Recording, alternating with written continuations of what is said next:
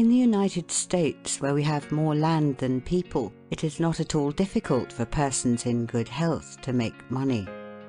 In this comparatively new field, there are so many avenues of success open, so many vocations which are not crowded, that any person of either sex who is willing, at least for the time being, to engage in any respectable occupation that offers, may find lucrative employment. Those who really desire to attain an independence have only to set their minds upon it and adopt the proper means, as they do in regard to any other object which they wish to accomplish, and the thing is easily done. But however easy it may be found to make money, I have no doubt many of my hearers will agree it is the most difficult thing in the world to keep it. The road to wealth is, as Dr. Franklin truly says, as plain as the road to the mill. It consists simply in expending less than we earn. That seems to be a very simple problem.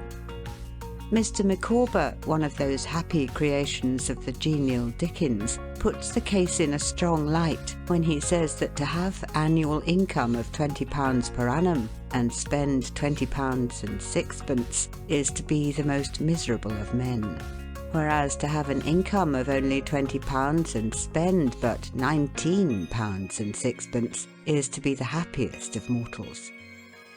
Many of my readers may say, "We understand this. This is economy, and we know economy is wealth. We know we can't eat our cake and keep it also." Yet I beg to say that perhaps more cases of failure arise from mistakes on this point than almost any other. The fact is, many people think they understand economy when they really do not. True economy is misapprehended, and people go through life without properly comprehending what that principle is. One says, "I have an income of so much, and here is my neighbour who has the same. Yet every year he gets something ahead and I fall short. Why is it? I know all about economy." He thinks he does, but he does not. There are men who think that economy consists in saving cheese parings and candle ends, in cutting off 2p from the laundress bill, and doing all sorts of little mean, dirty things. Economy is not meanness. The misfortune is also that this class of persons let their economy apply in only one direction. They fancy they are so wonderfully economical in saving a halfpenny when they ought to spend 2p that they think they can afford to squander in other directions. A few years ago, before kerosene oil was discovered or thought of, one might stop overnight at almost any farmer's house in the agricultural districts and get a very good supper.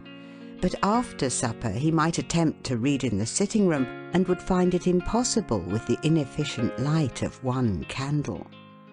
The hostess, seeing his dilemma, would say, "It is rather difficult to read here evenings. The proverb says you must have a ship at sea in order to be able to burn 2 candles at once. We never have an extra candle except on extra occasions." These extra occasions occur perhaps twice a year. In this way the good woman saves $5, $6, or $10 in that time. But the information which might be derived from having the extra light would, of course, far outweigh a ton of candles. But the trouble does not end here. Feeling that she is so economical in tallow candles, she thinks she can afford to go frequently to the village and spend $20 or $30 for ribbons and furbelows, many of which are not necessary. This false connote may frequently be seen in men of business, and in those instances it often runs to writing paper. You find good businessmen who save all the old envelopes and scraps, and would not tear a new sheet of paper if they could avoid it for the world. This is all very well.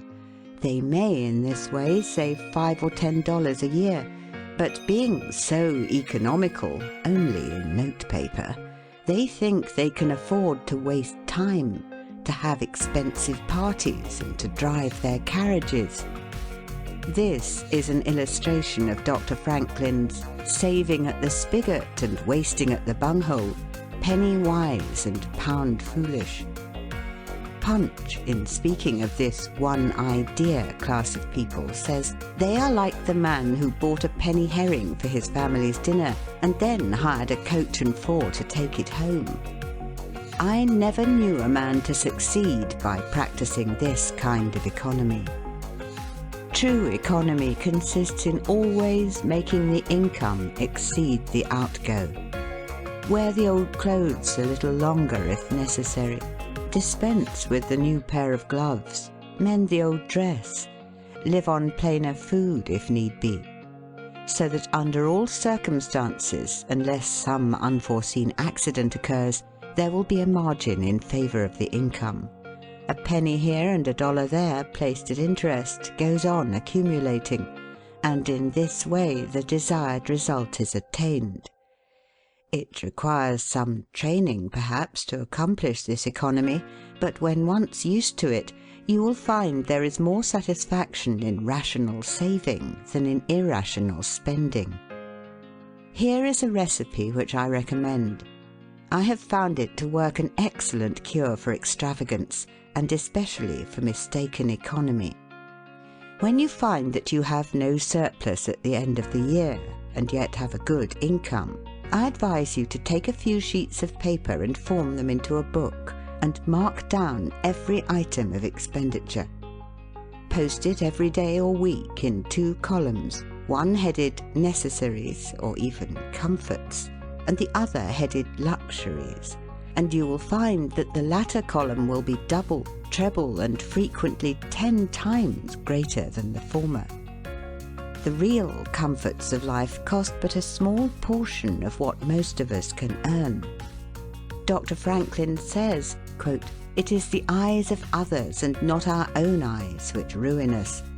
If all the world were blind except myself, I should not care for fine clothes or furniture." End quote.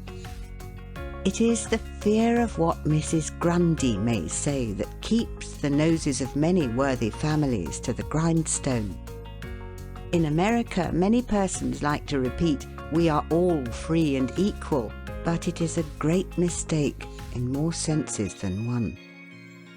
That we are born free and equal is a glorious truth in one sense.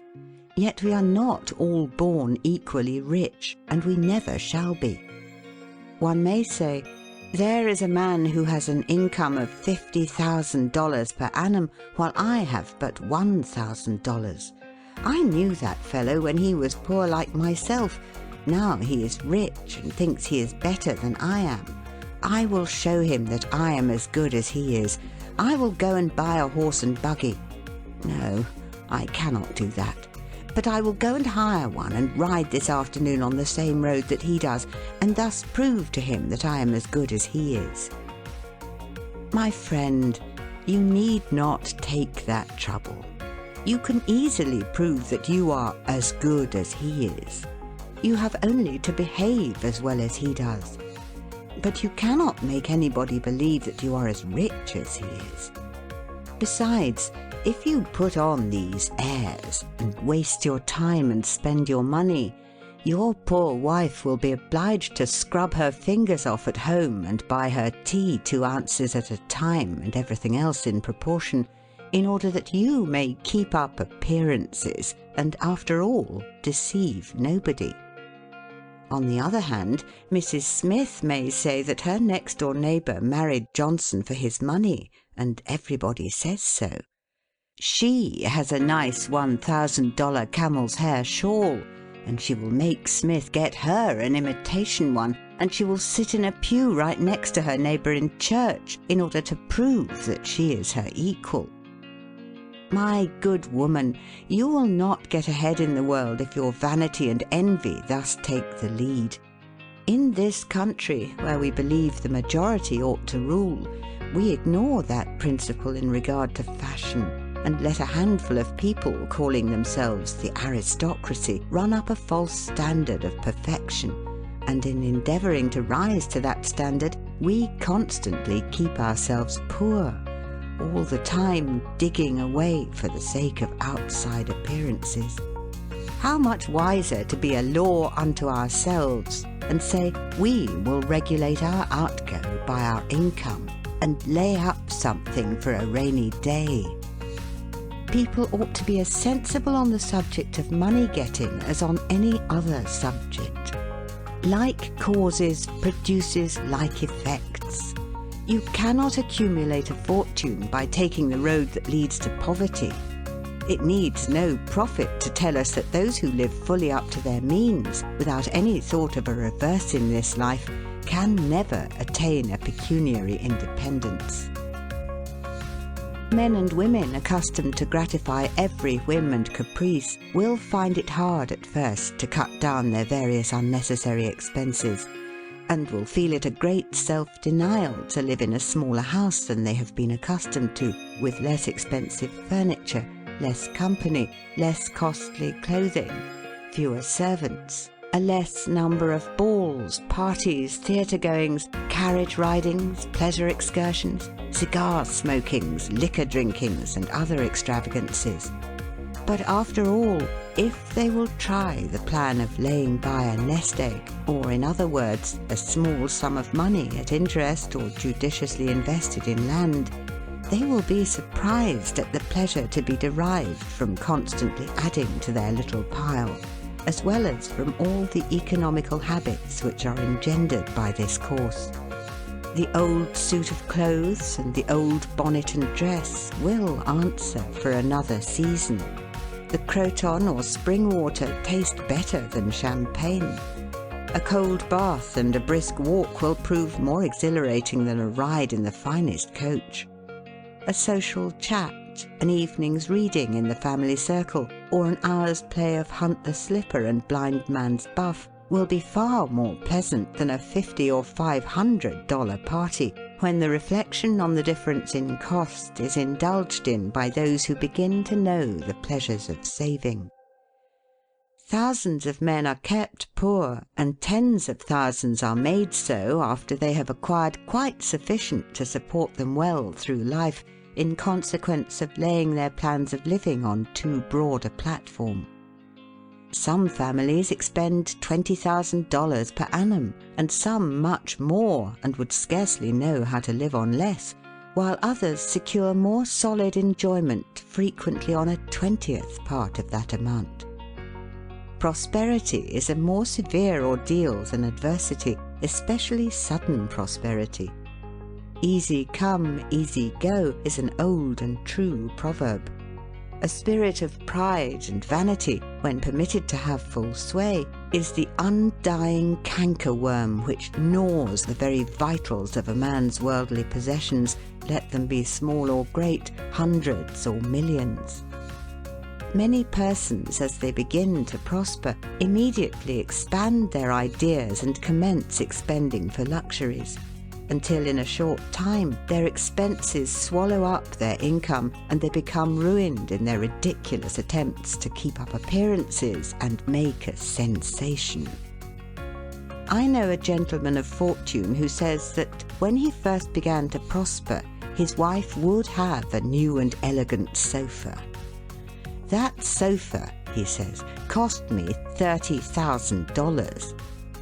When the sofa reached the house, it was found necessary to get chairs to match, then sideboards, carpets, and tables to correspond with them, and so on through the entire stock of furniture, when at last it was found that the house itself was quite too small and old-fashioned for the furniture, and a new one was built to correspond with the new purchases. Thus, added my friend, summing up an outlay of $30,000 caused by that single sofa, and saddling on me in the shape of servants, equipage, and the necessary expenses attendant upon keeping up a fine establishment, a yearly outlay of $11,000, and a tight pinch at that. Whereas 10 years ago, we lived with much more real comfort, because with much less care, on as many hundreds. The truth is, he continued, That sofa would have brought me to inevitable bankruptcy had not a most unexampled title to prosperity kept me above it, and had I not checked the natural desire to cut a dash. The foundation of success in life is good health. That is the substratum fortune. It is also the basis of happiness. A person cannot accumulate a fortune very well when he is sick. He has no ambition, no incentive, no force. Of course, there are those who have bad health and cannot help it. You cannot expect that such persons can accumulate wealth, but there are a great many in poor health who need not be so. If, then, sound health is the foundation of success and happiness in life, how important it is that we should study the laws of health, which is but another expression for the laws of nature. The nearer we keep to the laws of nature, the nearer we are to good health. And yet how many persons there are who pay no attention to natural laws, but absolutely transgress them, even against their own natural inclination. We ought to know that the sin of ignorance is never winked at in regard to the violation of nature's laws. Their infraction always brings the penalty. A child may thrust its finger into the flames without knowing it will burn, and so suffers. Repentance even will not stop the smart. Many of our ancestors knew very little about the principle of ventilation. They did not know much about oxygen, whatever other gin they might have been acquainted with, and consequently they built their houses with little 7 by 9 feet bedrooms, and these good old pious Puritans would lock themselves up in one of these cells, say their prayers and go to bed. In the morning they would devoutly return thanks for the preservation of their lives during the night, and nobody had better reason to be thankful. Probably some big crack in the window or in the door let in a little fresh air and thus saved them. Many persons knowingly violate the laws of nature against their better impulses for the sake of fashion. For instance, there is one thing that nothing living except a vile worm ever naturally loved, and that is tobacco. Yet how many persons there are who deliberately train an unnatural appetite and overcome this implanted aversion for tobacco to such a degree that they get to love it. They have got hold of a poisonous, filthy weed, or rather that takes a firm hold of them. Here are married men who run about spitting tobacco juice on the carpet and floors, and sometimes even upon their wives besides. They do not kick their wives out of doors like drunken men, but their wives, I have no doubt, often wish they were outside of the house. Another perilous feature is that this artificial appetite, like jealousy, grows by what it feeds on. When you love that which is unnatural, a stronger appetite is created for the hurtful thing than the natural desire for what is harmless. There is an old proverb which says that habit is second nature, but an artificial habit is stronger than nature. Take, for instance, an old tobacco chewer. His love for the quid is stronger than his love for any particular kind of food. He can give up roast beef easier than give up the weed. Young lads regret that they are not men. They would like to go to bed boys and wake up men. And to accomplish this, they copy the bad habits of their seniors. Little Tommy and Johnny see their fathers or uncles smoke a pipe, and they say, "If I could only do that, I would be a man too. Uncle John has gone out and left his pipe of tobacco. Let us try it." They take a match and light it and then puff away. "We will learn to smoke. Do you like it, Johnny?" That lad dolefully replies, "Not very much. It tastes bitter." By and by he grows pale, but he persists, and he soon offers up a sacrifice on the altar of fashion. But the boys stick to it and persevere until at last they conquer their natural appetites, and become the victims of acquired tastes. I speak by the book, for I have noticed its effects on myself, having gone so far as to smoke 10 or 15 cigars a day, although I have not used the weed during the last 14 years, and never shall again. The more a man smokes, the more he craves smoking. The last cigar smoked simply excites the desire for another, and so on incessantly. Take the tobacco chewer. In the morning, when he gets up, he puts a quid in his mouth and keeps it there all day, never taking it out except to exchange it for a fresh one, or when he is going to eat. Oh yes, at intervals during the day and evening, many a chewer takes out the quid and holds it in his hand long enough to take a drink, and then pop it goes back again. This simply proves that the appetite for rum is even stronger than that for tobacco. When the tobacco chewer goes to your country seat and you show him your grapery and fruit house and the beauties of your garden, when you offer him some fresh ripe fruit and say, "My friend, I have got here the most delicious apples and pears and peaches and apricots. I have imported them from Spain, France and Italy. Just see those luscious grapes. There is nothing more delicious nor more healthy than ripe fruit. So help yourself. I want to see you delight yourself with these things." He will roll the dear quid under his tongue and answer, "No, I thank you, I have got tobacco in my mouth." His palate has become narcotized by the noxious weed, and he has lost in a great measure the delicate and enviable taste for fruits. This shows what expensive, useless and injurious habits men will get into. I speak from experience. I have smoked until I trembled like an aspen leaf, the blood rushed to my head, and I had a palpitation of the heart which I thought was heart disease, till I was almost killed with fright. When I consulted my physician, he said, "Break off tobacco using."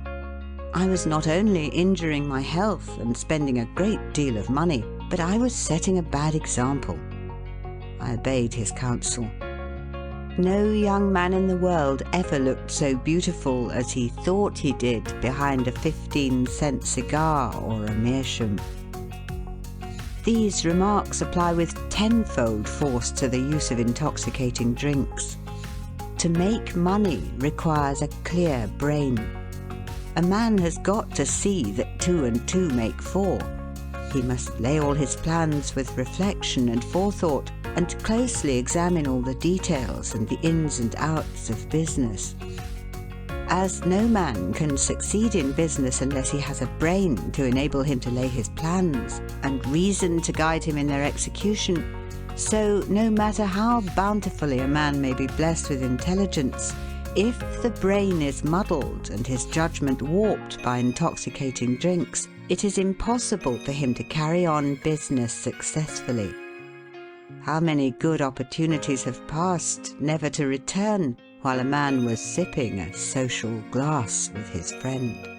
How many foolish bargains have been made under the influence of the nervine, which temporarily makes its victim think he is rich? How many important chances have been put off until tomorrow, and then forever, because the wine cup has thrown the system into a state of lassitude, neutralizing the energies so essential to success in business. Verily, wine is a mocker.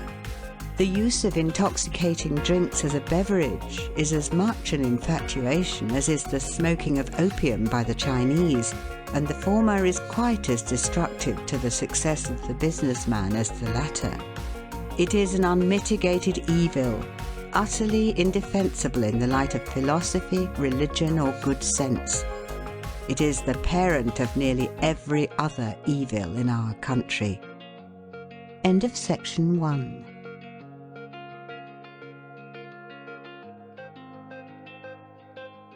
Don't mistake your vocation. The safest plan, and the one most sure of success for the young man starting in life, is to select the vocation which is most congenial to his tastes. Parents and guardians are often quite too negligent in regard to this.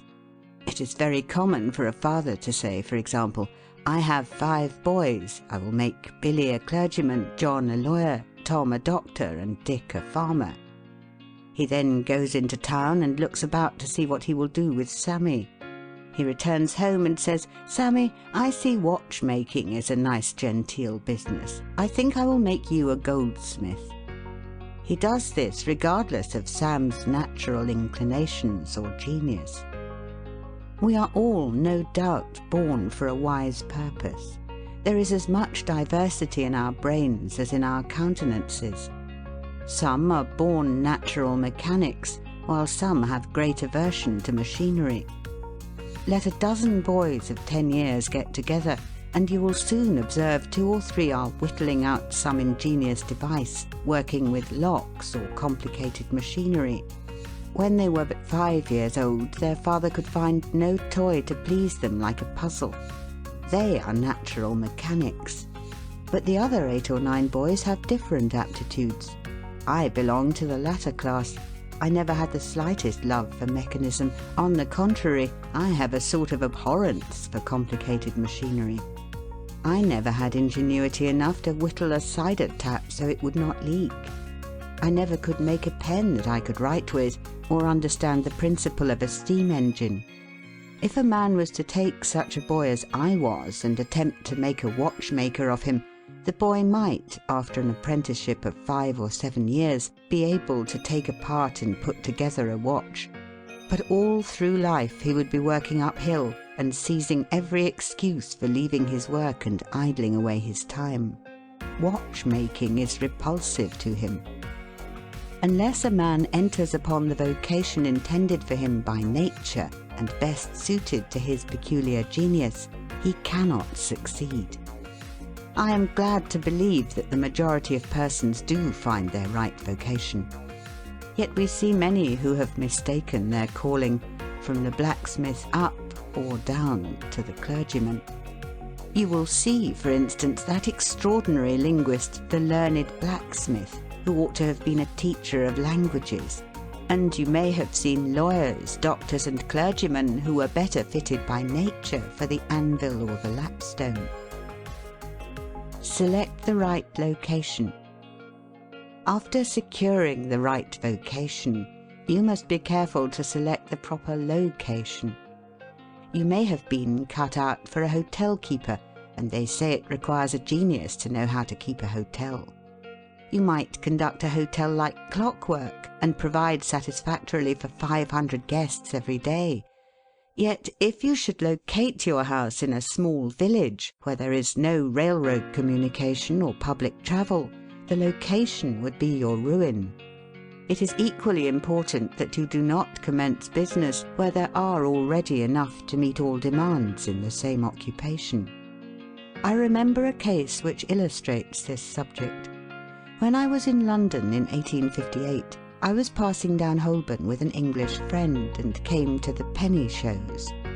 They had immense cartoons outside, portraying the wonderful curiosities to be seen, all for a penny. Being a little in the show line myself, I said, "Let us go in here." We soon found ourselves in the presence of the illustrious showman, and he proved to be the sharpest man in that line I had ever met. He told us some extraordinary stories in reference to his bearded ladies, his albinos, and his armadillos, which we could hardly believe, but thought it better to believe it than look after the proof.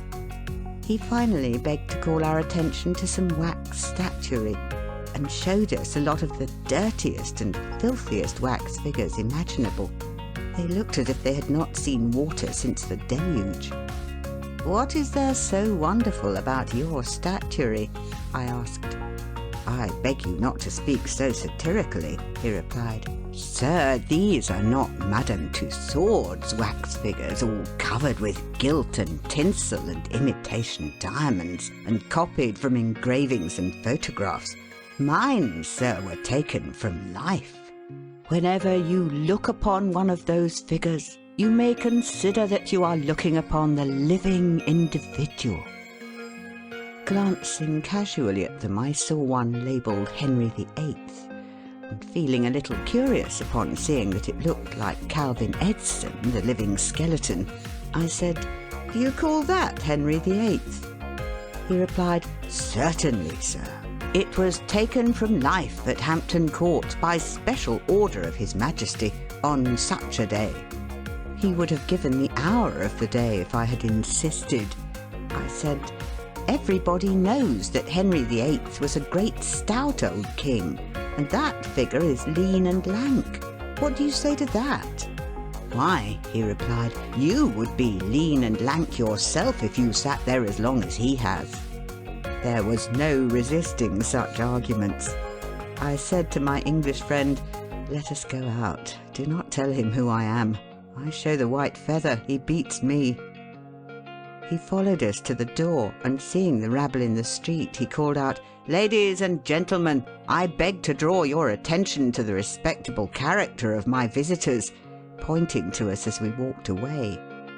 I called upon him a couple of days afterwards, told him who I was, and said, "My friend, you are an excellent showman, but you have selected a bad location." He replied, "This is true, sir. I feel that all my talents are thrown away. But what can I do?"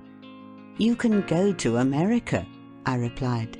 "You can give full play to your faculties over there. You will find plenty of elbow room in America.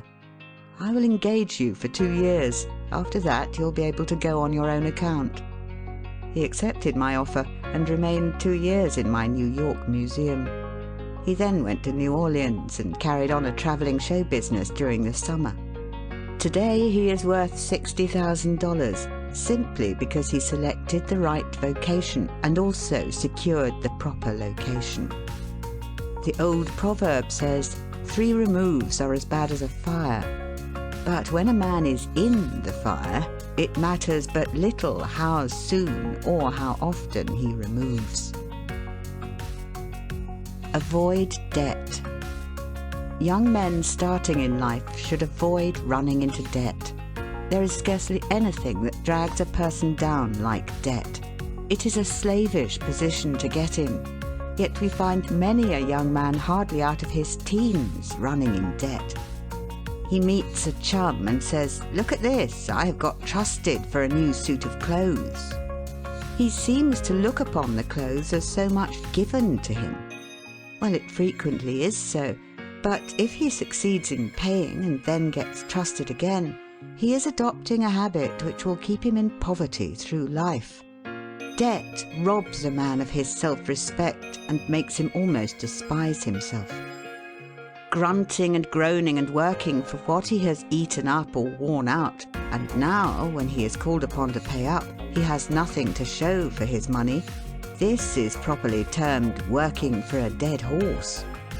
I do not speak of merchants buying and selling on credit, or of those who buy on credit in order to turn the purchase to a profit. The old Quaker said to his farmer's son, "John, never get trusted, but if thee gets trusted for anything, let it be for manure, because that will help thee pay it back again."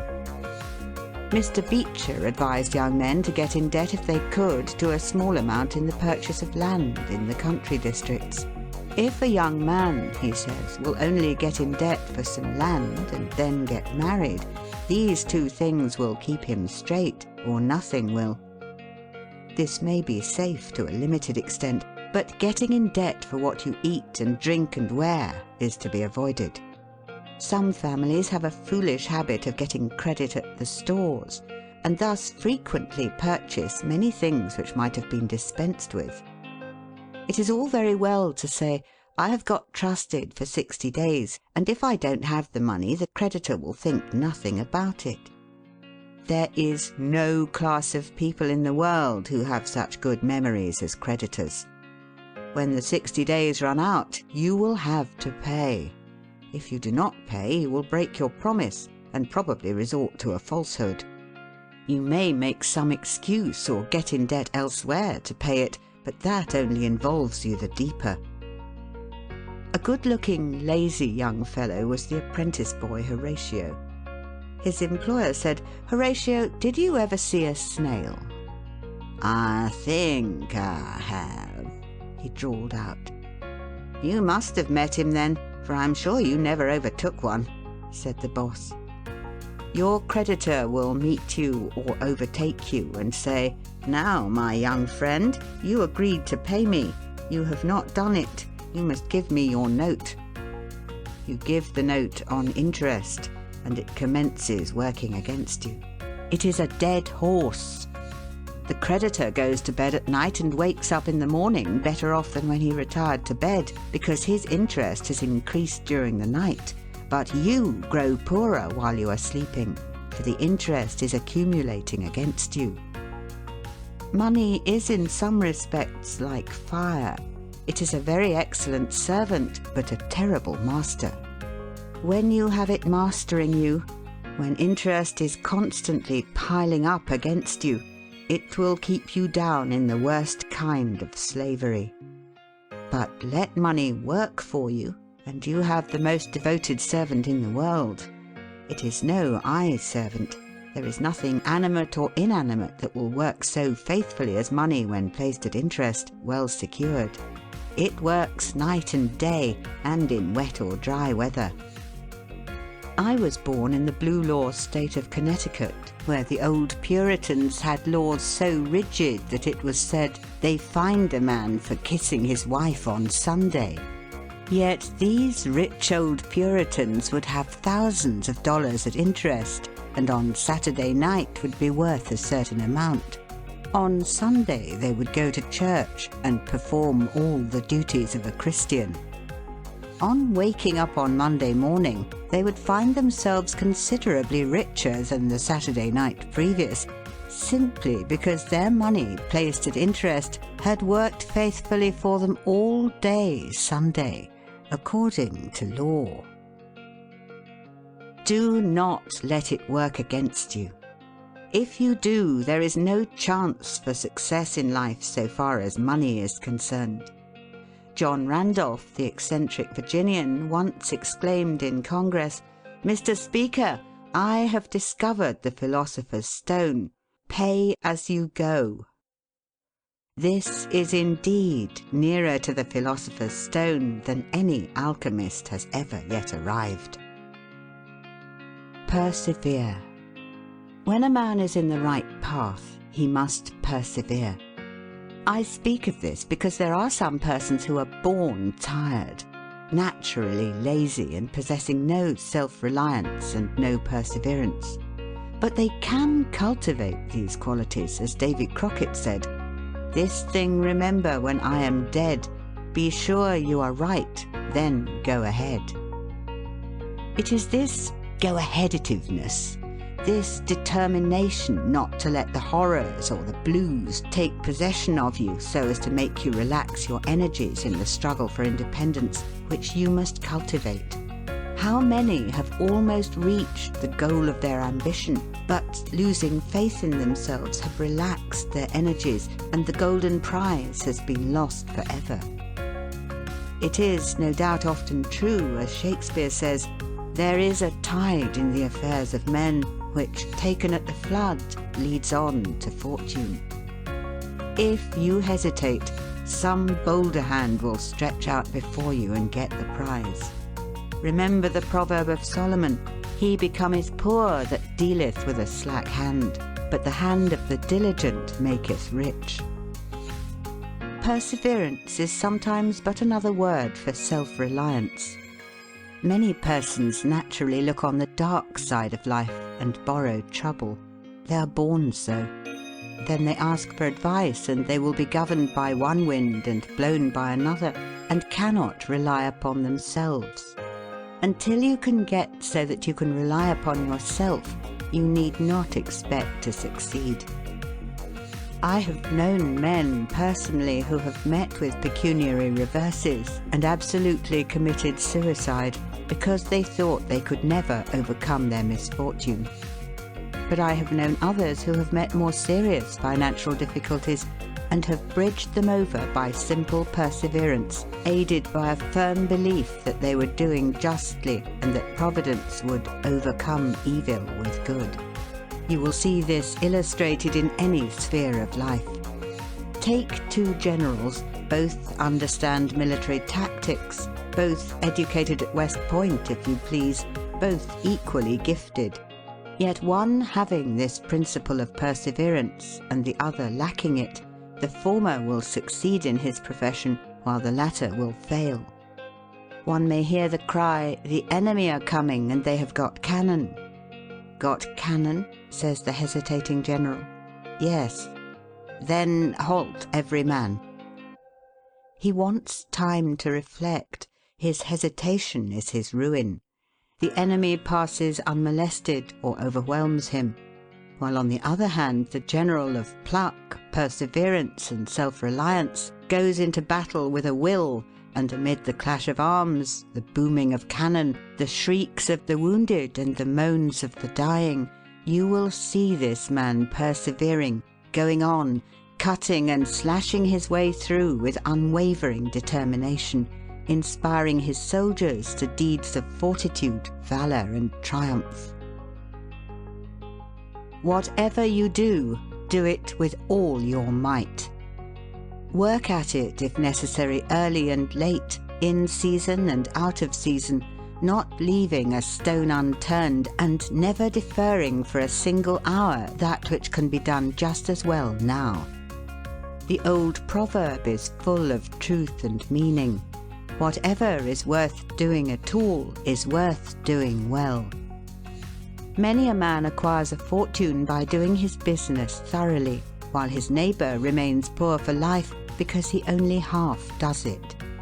Ambition, energy, industry, perseverance are indispensable requisites for success in business. Fortune always favours the brave and never helps a man who does not help himself.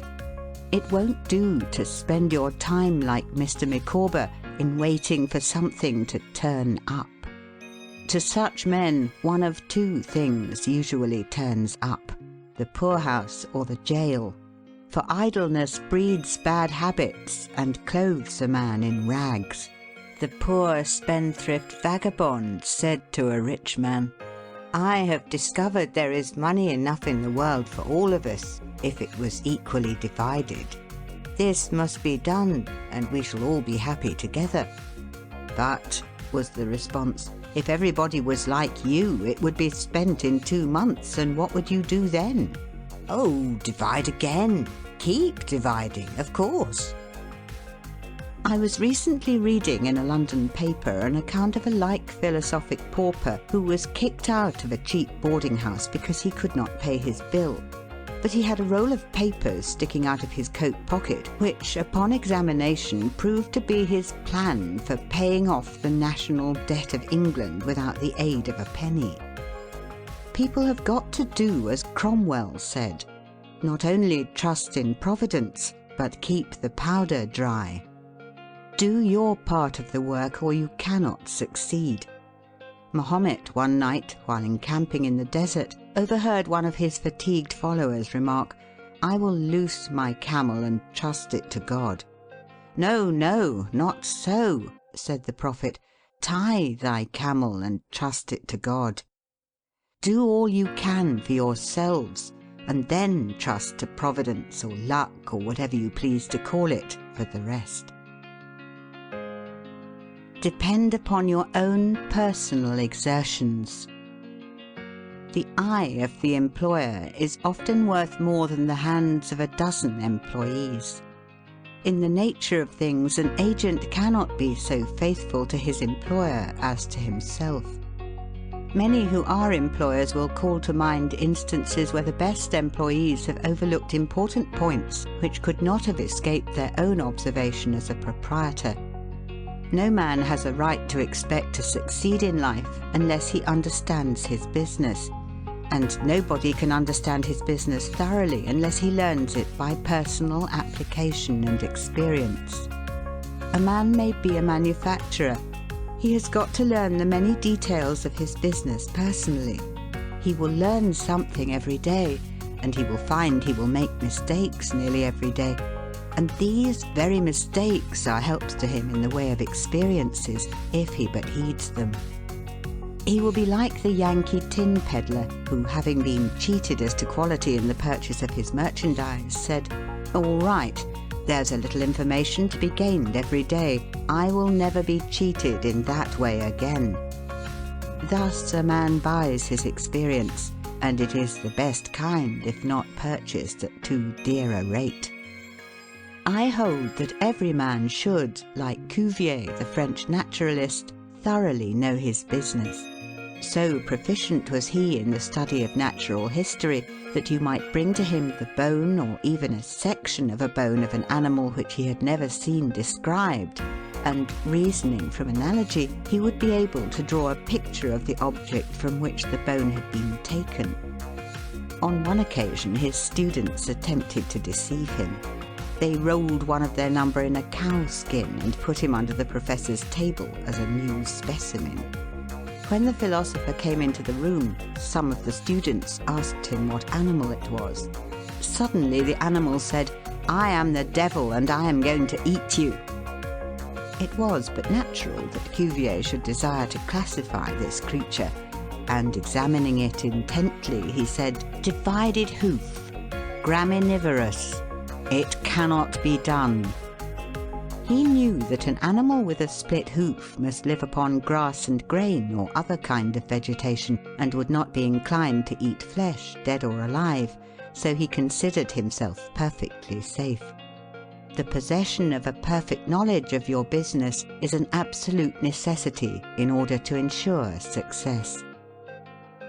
Among the maxims of the elder Rothschild was one, an apparent paradox: be cautious and bold.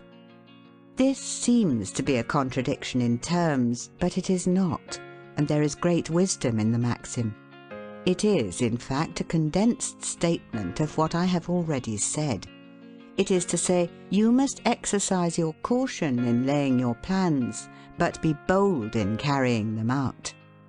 A man who is all caution will never dare to take hold and be successful, and a man who is all boldness is merely reckless and must eventually fail. A man may go on 'change and make $50,000 or $100,000 in speculating in stocks at a single operation, but if he has simple boldness without caution, it is mere chance, and what he gains today he will lose tomorrow. You must have both the caution and the boldness to ensure success.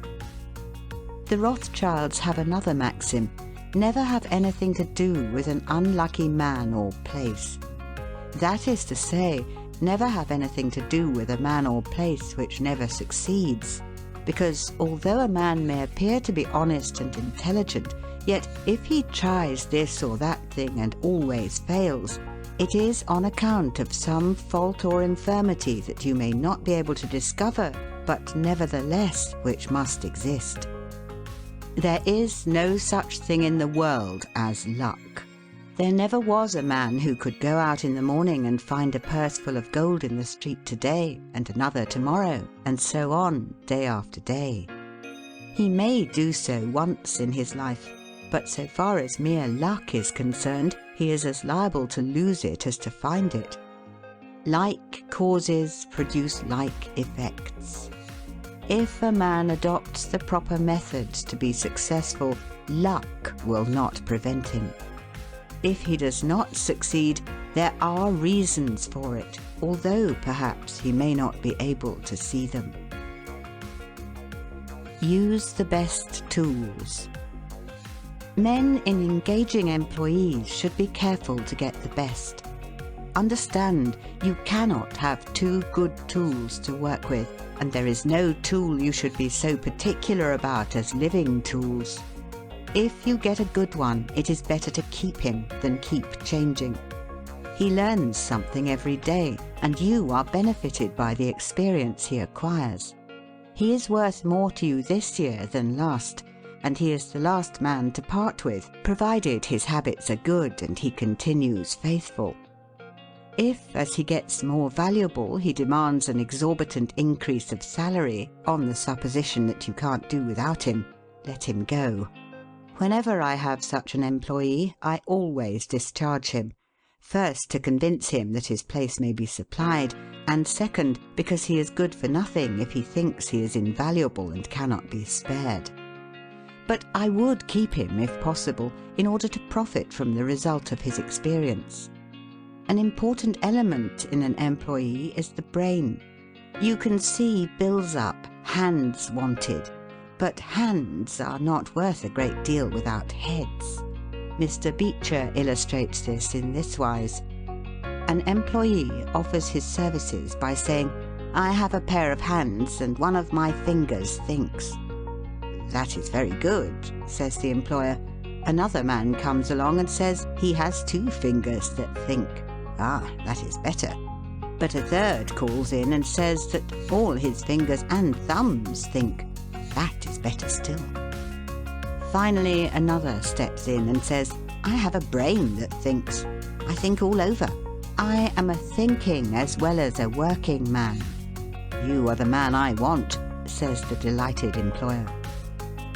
Those men who have brains and experience are therefore the most valuable and not to be readily parted with. It is better for them as well as yourself to keep them at reasonable advances in their salaries from time to time. Don't get above your business.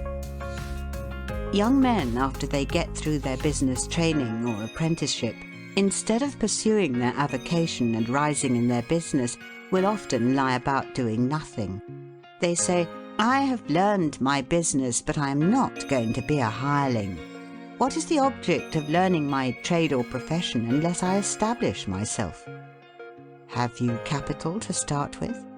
No, but I am going to have it. How are you going to get it? I will tell you confidentially. I have a wealthy old aunt and she will die pretty soon, but if she does not, I expect to find some rich old man who will lend me a few thousands to give me a start. If I only get the money to start with, I will do well. There is no greater mistake than when a young man believes he will succeed with borrowed money. Why? Because every man's experience coincides with that of Mr. Astor, who said, it was more difficult for him to accumulate his first $1,000 than all the succeeding millions that made up his colossal fortune. Money is good for nothing unless you know the value of it by experience. Give a boy $20,000 and put him in business, and the chances are that he will lose every dollar of it before he is a year older. Like buying a ticket in the lottery and drawing a prize, it is easy come, easy go. He does not know the value of it. Nothing is worth anything unless it costs effort. Without self-denial and economy, patience and perseverance, and commencing with capital which you have not earned, you are not sure to succeed in accumulating. Young men, instead of waiting for dead men's shoes, should be up and doing, for there is no class of persons who are so unaccommodating in regard to dying as these rich old people, and it is fortunate for the expectant heirs that it is so. 9 out of 10 of the rich men of our country today started out in life as poor boys, with determined wills, industry, perseverance, economy, and good habits. They went on gradually, made their own money, and saved it. And this is the best way to acquire a fortune. Stephen Girard started life as a poor cabin boy and died worth $9 million. A.T. Stewart was a poor Irish boy. Now he pays taxes on $1.5 million of income per year. John Jacob Astor was a poor farmer boy and died worth 20 millions. Cornelius Vanderbilt began life rowing a boat from Staten Island to New York. Now he presents our government with a steamship worth $1 million, and he is worth 50 millions. There is no royal road to learning, says the proverb, and I may say it is equally true, there is no royal road to wealth. But I think there is a royal road to both. The road to learning is a royal one. The road that enables the student to expand his intellect and add every day to his stock of knowledge until, in the pleasant process of intellectual growth, he is able to solve the most profound problems, to count the stars, to analyze every atom of the globe, and to measure the firmament. This is a regal highway, and it is the only road worth travelling. So, in regard to wealth, go on in confidence, study the rules, and above all things, study human nature. For the proper study of mankind is man. And you will find that while expanding the intellect and the muscles, your enlarged experience will enable you every day to accumulate more and more principle, which will increase itself by interest and otherwise until you arrive at a state of independence. You will find, as a general thing, that the poor boys get rich and the rich boys get poor. For instance, a rich man at his decease leaves a large estate to his family. His eldest sons, who have helped him earn his fortune, know by experience the value of money, and they take their inheritance and add to it. The separate portions of the young children are placed at interest, and the little fellows are patted on the head and told a dozen times a day, "You are rich. You will never have to work. You can always have whatever you wish, for you were born with a golden spoon in your mouth." The young heir soon finds out what that means. He has the finest dresses and playthings. He is crammed with sugar candies and almost killed with kindness, and he passes from school to school, petted and flattered. He becomes arrogant and self-conceited, abuses his teachers and carries everything with a high hand. He knows nothing of the real value of money, having never earned any, but he knows all about the golden spoon business. At college, he invites his poor fellow students to his room, where he wines and dines them. He is cajoled and caressed, and called a glorious good fellow because he is so lavish of his money. He gives his game suppers, drives his fast horses, invites his chums to fêtes and parties, determined to have lots of good times. He spends the night in frolics and debauchery, and leads off his companions with the familiar song, "We won't go home till morning." He gets them to join him in pulling down signs, taking gates from their hinges and throwing them into backyards and horse ponds. If the police arrest them, he knocks them down, is taken to the lock-up, and joyfully foots the bills. "Ha, my boys," he cries, "what is the use of being rich if you can't enjoy yourself?" He might more truly say, if you can't make a fool of yourself, but he is fast, hates slow things, and don't see it. Young men loaded down with other people's money are almost sure to lose all they inherit, and they acquire all sorts of bad habits which in the majority of cases ruin them in health, purse and character.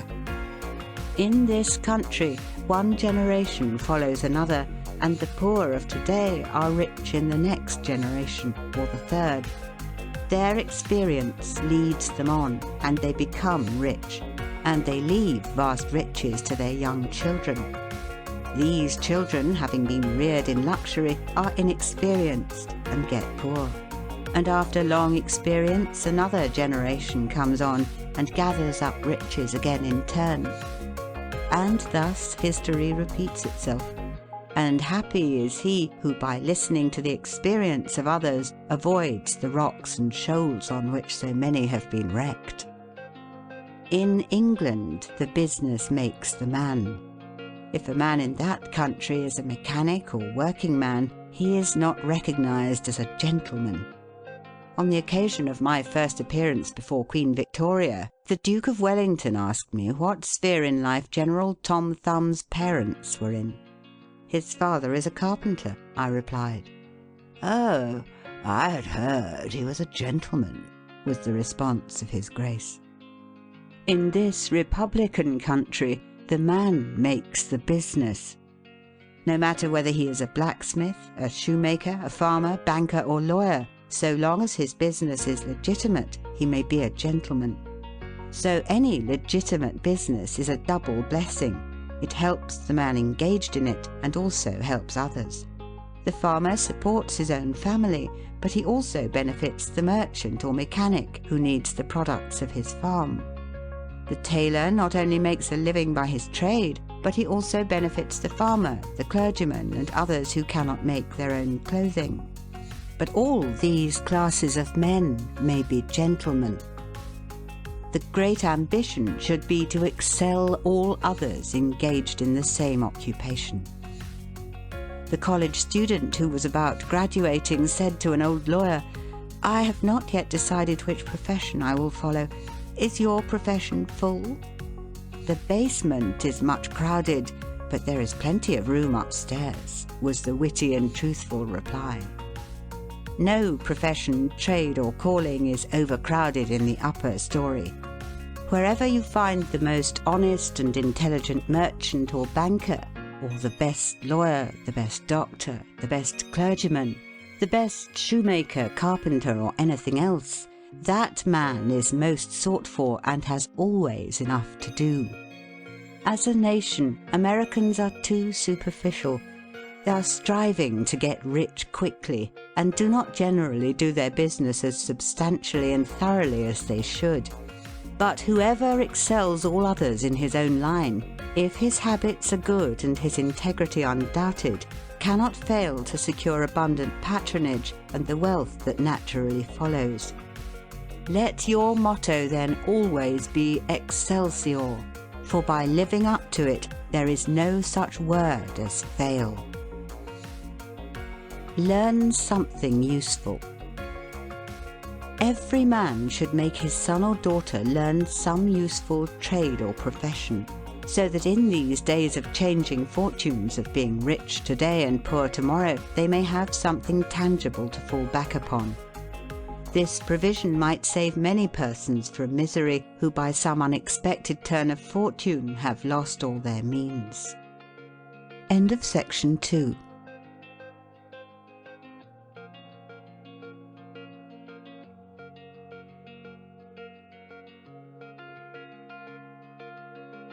Let hope predominate, but be not too visionary. Many persons are always kept poor because they are too visionary. Every project looks to them like certain success, and therefore they keep changing from one business to another, always in hot water, always under the harrow. The plan of counting the chickens before they are hatched is an error of ancient date, but it does not seem to improve by age. Do not scatter your powers. Engage in one kind of business only, and stick to it faithfully until you succeed, or until your experience shows that you should abandon it. A constant hammering on one nail will generally drive it home at last, so that it can be clinched. When a man's undivided attention is centered on one object, his mind will constantly be suggesting improvements of value, which would escape him if his brain was occupied by a dozen different subjects at once. Many a fortune has slipped through a man's fingers because he was engaged in too many occupations at a time. There is good sense in the old caution against having too many irons in the fire at once. Be systematic. Men should be systematic in their business. A person who does business by rule, having a time and place for everything, doing his work promptly, will accomplish twice as much and with half the trouble of him who does it carelessly and slipshod. By introducing system into all your transactions, doing one thing at a time, always meeting appointments with punctuality, you find leisure for pastime and recreation, whereas the man who only half does one thing and then turns to something else and half does that will have his business at loose ends and will never know when his day's work is done, for it never will be done. Of course, there is a limit to all these rules. We must try to preserve the happy medium, for there is such a thing as being too systematic. There are men and women, for instance, who put away things so carefully that they can never find them again. It is too much like the red tape formality at Washington and Mr. Dickens' circumlocution office, all theory and no result. When the Astor House was first started in New York City, it was undoubtedly the best hotel in the country. The proprietors had learned a good deal in Europe regarding hotels, and the landlords were proud of the rigid system which pervaded every department of their great establishment. When 12 o'clock at night had arrived and there were a number of guests around, one of the proprietors would say, "Touch that bell, John," and in 2 minutes 60 servants with a water bucket in each hand would present themselves in the hall. "This," said the landlord, addressing his guests, "is our fire bell. It will show you we are quite safe here. We do everything systematically." This was before the Croton water was introduced into the city. But they sometimes carried their system too far. On one occasion, when the hotel was thronged with guests, one of the waiters was suddenly indisposed, and although there were 50 waiters in the hotel, the landlord thought he must have his full complement or his system would be interfered with. Just before dinner time he rushed downstairs and said, "There must be another waiter. I am one waiter short. What can I do?" He happened to see Boots, the Irishman. "Pat," said he, "wash your hands and face. Take that white apron and come into the dining room in 5 minutes." Presently Pat appeared as required, and the proprietor said, "Now, Pat, you must stand behind these 2 chairs and wait on the gentleman who will occupy them. Did you ever act as a waiter?" "I know all about it, sure, but I never did it." Like the Irish pilot, on one occasion when the captain, thinking he was considerably out of his course, asked, "Are you certain you understand what you are doing?" Pat replied, "Sure, and I knows every rock in the channel." That moment, bang thumped the vessel against a rock. "Bejabers, and that is one of 'em," continued the pilot. But to return to the dining room. "Pat," said the landlord, "here we do everything systematically. You must first give the gentlemen each a plate of soup, and when they finish that, ask them what they will have next." Pat replied, "And I understand perfectly the virtues of system." Very soon in came the guests. The plates of soup were placed before them. One of Pat's 2 gentlemen ate his soup. The other did not care for it. He said, "Waiter, take this plate away and bring me some fish." Pat looked at the untasted plate of soup, and remembering the injunctions of the landlord in regard to system, replied, "Not till ye have ate your soup." Of course, that was carrying system entirely too far. Read the newspapers. Always take a trustworthy newspaper, and thus keep thoroughly posted in regard to the transactions of the world. He who is without a newspaper is cut off from his species. In these days of telegraphs and steam, many important inventions and improvements in every branch of trade are being made, and he who don't consult the newspapers will soon find himself and his business left out in the cold. Beware of outside operations. We sometimes see men who have obtained fortunes suddenly become poor. In many cases this arises from intemperance, and often from gaming and other bad habits. Frequently it occurs because a man has been engaged in outside operations of some sort. When he gets rich in his legitimate business, he is told of a grand speculation where he can make a score of thousands. He is constantly flattered by his friends, who tell him that he is born lucky, that everything he touches turns into gold. Now, if he forgets that his economical habits, his rectitude of conduct, and a personal attention to a business which he understood caused his success in life, he will listen to the siren voices. He says, "I will put in $20,000.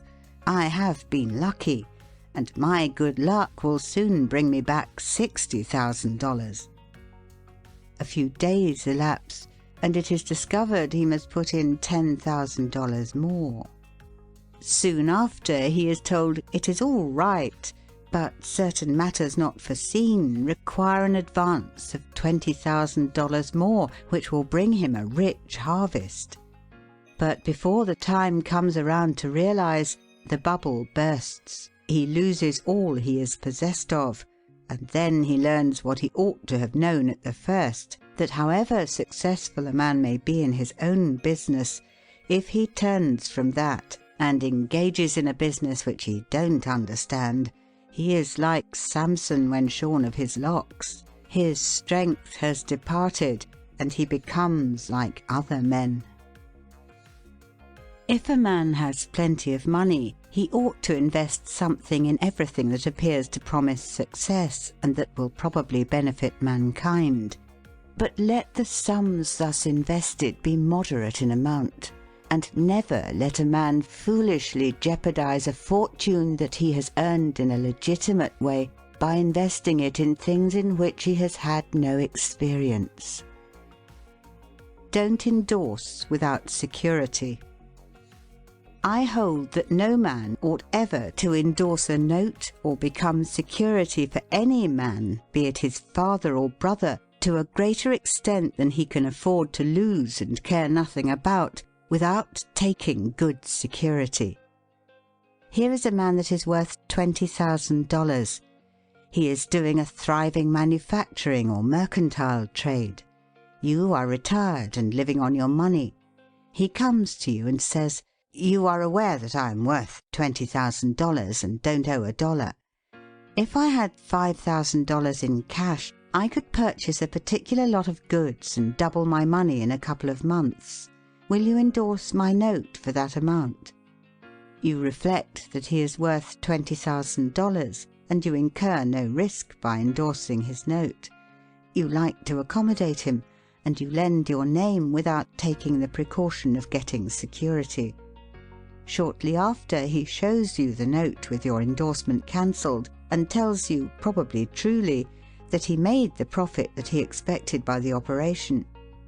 You reflect that you have done a good action, and the thought makes you feel happy. By and by, the same thing occurs again, and you do it again. You have already fixed the impression in your mind that it is perfectly safe to endorse his notes without security. But the trouble is, this man is getting money too easily. He has only to take your note to the bank, get it discounted, and take the cash. He gets money for the time being without effort, without inconvenience to himself. Now mark the result. He sees a chance for speculation outside of his business. A temporary investment of only $10,000 is required. It is sure to come back before a note at the bank would be due. He places a note for that amount before you. You sign it almost mechanically. Being firmly convinced that your friend is responsible and trustworthy, you endorse his notes as a matter of course. Unfortunately, the speculation does not come to a head quite so soon as was expected, and another $10,000 note must be discounted to take up the last one when due. Before this note matures, the speculation has proved an utter failure, and all the money is lost. Does the loser tell his friend, the endorser, that he has lost half of his fortune? Not at all. He don't even mention that he has speculated at all, but he has got excited. The spirit of speculation has seized him. He sees others making large sums in this way. We seldom hear of the losers. And like other speculators, he looks for his money where he loses it. He tries again. Endorsing notes has become chronic with you, and at every loss he gets your signature for whatever amount he wants. Finally, you discover your friend has lost all of his property and all of yours. You are overwhelmed with astonishment and grief, and you say, "It is a hard thing. My friend here has ruined me." But you should add, "I have also ruined him." If you had said in the first place, "I will accommodate you, but I never endorse without taking ample security," he could not have gone beyond the length of his tether, and he would never have been tempted away from his legitimate business. It is a very dangerous thing, therefore, at any time, to let people get possession of money too easily. It tempts them to hazardous speculations, if nothing more. Solomon truly said, "He that hateth suretyship is sure." So with the young man starting in business. Let him understand the value of money by earning it. When he does understand its value, then grease the wheels a little in helping him to start business. But remember, men who get money with too great facility cannot usually succeed. You must get the first dollars by hard knocks and at some sacrifice in order to appreciate the value of those dollars. Advertise your business. We all depend more or less upon the public for our support. We all trade with the public. Lawyers, doctors, shoemakers, artists, blacksmiths, showmen, opera singers, railroad presidents, and college professors. Those who deal with the public must be careful that their goods are valuable, that they are genuine and will give satisfaction. When you get an article which you know is going to please your customers, and that when they have tried it they will feel they have got their money's worth, then let the fact be known that you have got it. Be careful to advertise it in some shape or other, because it is evident that if a man has ever so good an article for sale and nobody knows it, it will bring him no return. In a country like this, where nearly everybody reads and where newspapers are issued and circulated in editions of 5,000 to 200,000, it would be very unwise if this channel was not taken advantage of to reach the public in advertising. A newspaper goes into the family and is read by wife and children as well as the head of the house. Hence hundreds and thousands of people may read your advertisement while you are attending to your routine business. Many perhaps read it while you are asleep. The whole philosophy of life is first sow, then reap. That is the way the farmer does. He plants his potatoes and corn and sows his grain, and then goes about something else, and the time comes when he reaps. But he never reaps first and sows afterwards. This principle applies to all kinds of business, and to nothing more eminently than to advertising. If a man has a genuine article, there is no way in which he can reap more advantageously than by sowing to the public in this way. He must, of course, have a really good article, and one which will please his customers. Anything spurious will not succeed permanently, because the public is wiser than many imagine.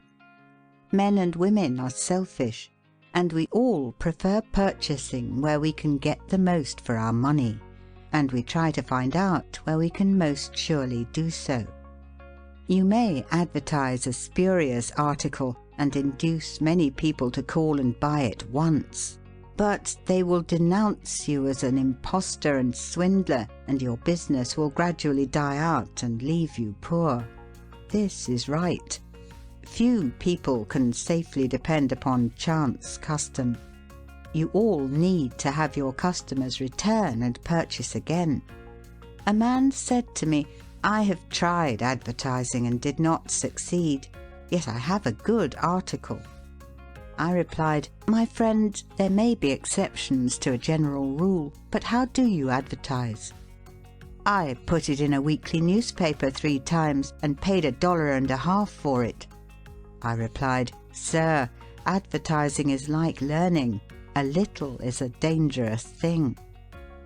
A French writer says that the reader of a newspaper does not see the first insertion of an ordinary advertisement.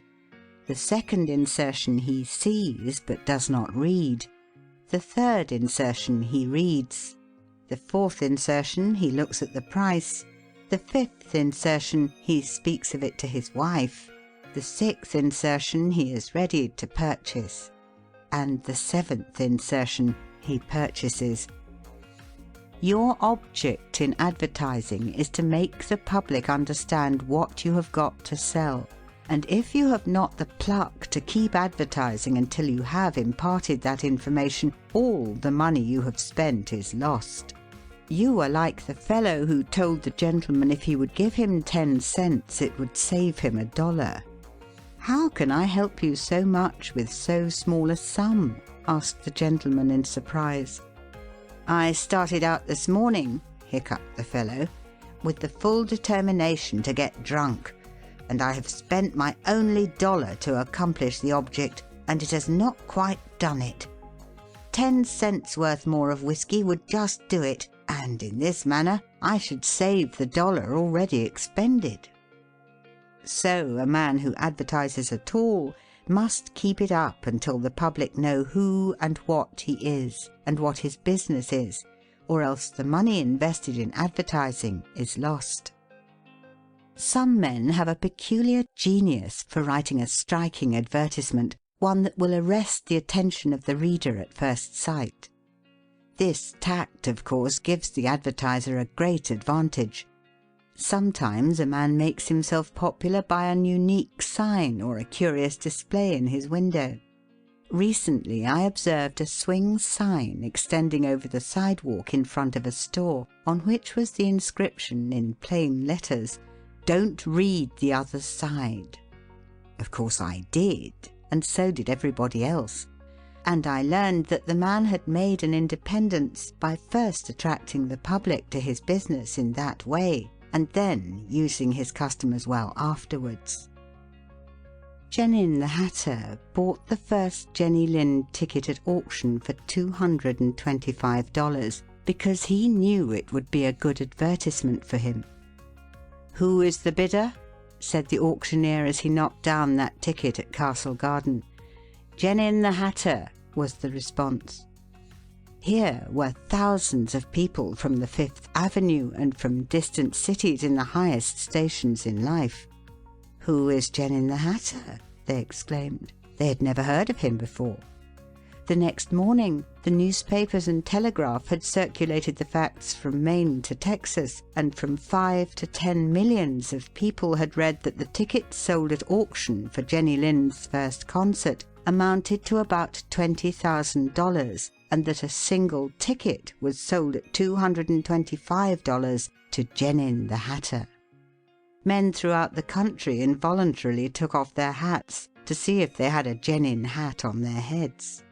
At a town in Iowa it was found that in the crowd around the post office there was one man who had a Genin hat, and he showed it in triumph, although it was worn out and not worth 2 cents. "Why," one man exclaimed, "you have a real Genin hat. What a lucky fellow you are." Another man said, "Hang on to that hat. It will be a valuable heirloom in your family." Still another man in the crowd, who seemed to envy the possessor of this good fortune, said, "Come, give us all a chance. Put it up at auction." He did so, and it was sold as a keepsake for $9.50. What was the consequence to Mr. Genin? He sold 10,000 extra hats per annum the first 6 years. 9/10 of the purchasers bought of him probably out of curiosity, and many of them, finding that he gave them an equivalent for their money, became his regular customers. This novel advertisement first struck their attention, and then, as he made a good article, they came again. Now, I don't say that everybody should advertise as Mr. Genin did, but I say if a man has got goods for sale and he don't advertise them in some way, the chances are that some day the sheriff will do it for him. Nor do I say that everybody must advertise in a newspaper, or indeed use printer's ink at all, On the contrary, although that article is indispensable in the majority of cases, yet doctors and clergymen and sometimes lawyers and some others can more effectually reach the public in some other manner. But it is obvious they must be known in some way, else how could they be supported?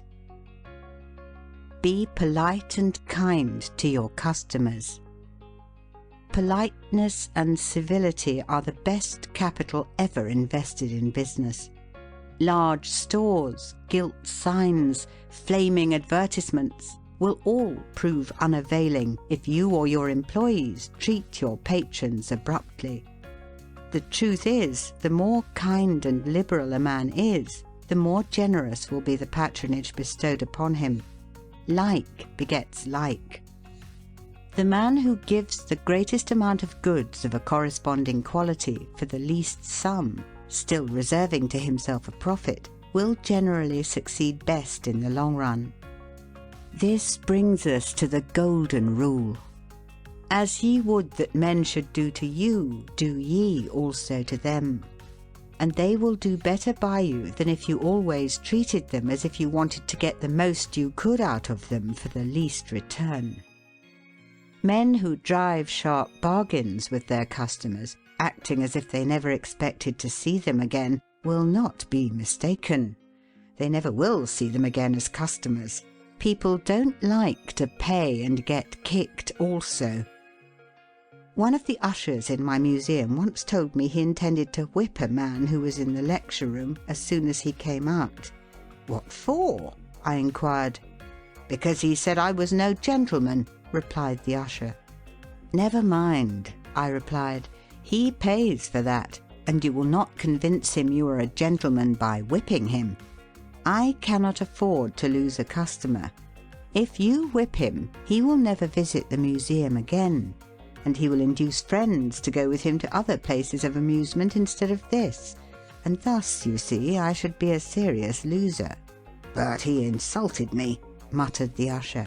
"Exactly," I replied. "And if he owned the museum, and you had paid him for the privilege of visiting it, and he had then insulted you, there might be some reason in your resenting it. But in this instance, he is the man who pays, while we receive, and you must therefore put up with his bad manners." My usher laughingly remarked that this was undoubtedly the true policy, but he added that he should not object to an increase of salary if he was expected to be abused in order to promote my interests. Be charitable. Of course, men should be charitable, because it is a duty and a pleasure.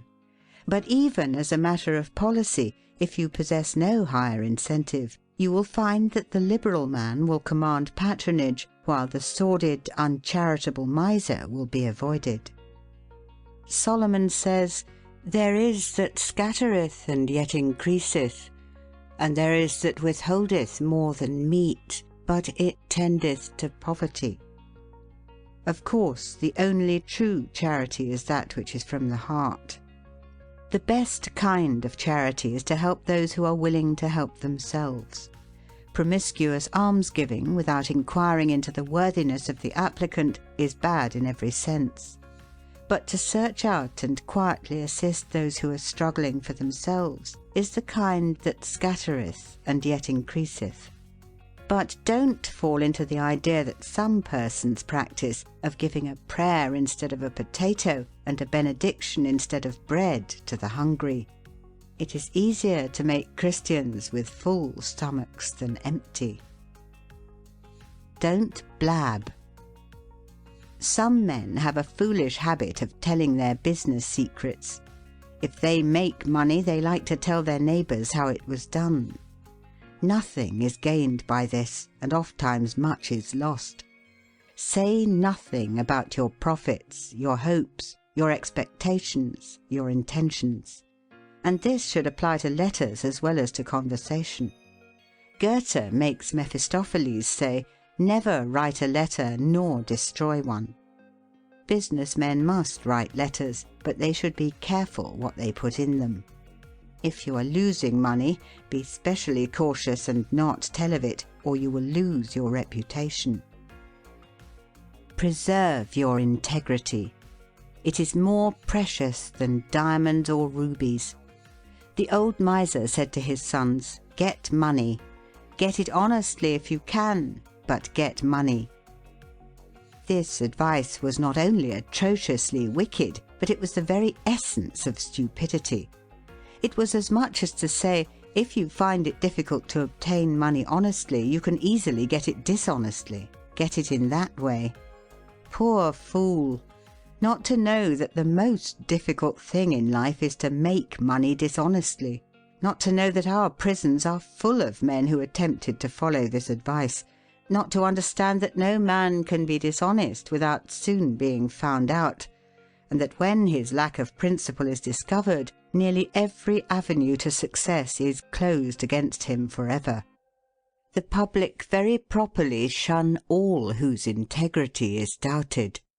No matter how polite and pleasant and accommodating a man may be, none of us dare to deal with him if we suspect false weights and measures. Strict honesty not only lies at the foundation of all success in life financially, but in every other respect. Uncompromising integrity of character is invaluable. It secures to its possessor a peace and joy which cannot be attained without it, which no amount of money or houses and lands can purchase. A man who is known to be strictly honest may be ever so poor, but he has the purses of all the community at his disposal, for all know that if he promises to return what he borrows, he will never disappoint them. As a mere matter of selfishness, therefore, if a man had no higher motive for being honest, all will find that the maxim of Dr. Franklin can never fail to be true, that honesty is the best policy. To get rich is not always equivalent to being successful. There are many rich poor men, while there are many others, honest and devout men and women, who have never possessed so much money as some rich persons squander in a week, but who are nevertheless really richer and happier than any man can ever be while he is a transgressor of the higher laws of his being.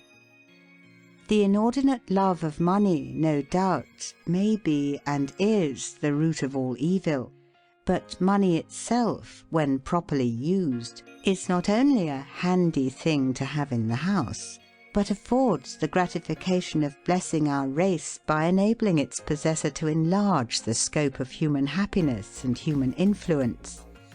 The desire for wealth is nearly universal, and none can say it is not laudable, provided the possessor of it accepts its responsibilities and uses it as a friend to humanity. The history of money-getting, which is commerce, is a history of civilization, and wherever trade has flourished most, there too have art and science produced the noblest fruits. In fact, as a general thing, money-getters are the benefactors of our race. To them, in a great measure, are we indebted for our institutions of learning and of art, our academies, colleges, and churches. It is no argument against the desire for or the possession of wealth to say that there are sometimes misers who hoard money only for the sake of hoarding, and who have no higher aspiration than to grasp everything which comes within their reach. As we have sometimes hypocrites in religion and demagogues in politics, so there are occasionally misers among money-getters. These, however, are only exceptions to the general rule. But when, in this country, we find such a nuisance and stumbling block as a miser, we remember with gratitude that in America we have no laws of primogeniture, and that in the due course of nature the time will come when the hoarded dust will be scattered for the benefit of mankind. To all men and women, therefore, do I conscientiously say, make money honestly and not otherwise, for Shakespeare has truly said, "He that wants money, means, and content is without 3 good friends." End of The Art of Money Getting, or Golden Rules for Making Money, by P. T. Barnum. Read by Ruth Golding.